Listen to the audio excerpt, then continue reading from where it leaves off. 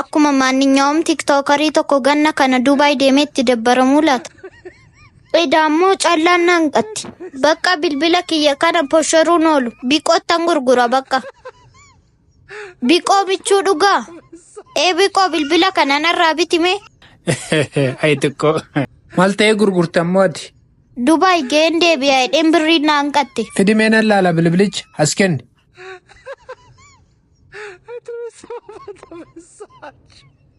Xiqqoo kun bilbilli isaa lafa dhoofnaan irraa nafu. Xiqquma lafa dhoofnaan iskiriin isaa daameej ta'a waan ta'eef kanan bitu natti hafu dhiisi oodhu. Kun jechuudha fooqii arfaffaarra kufee omaan taane yoo barbaadde ammayyuu sittan agarsiisa. Ani siin hin jenne omaan ta'u.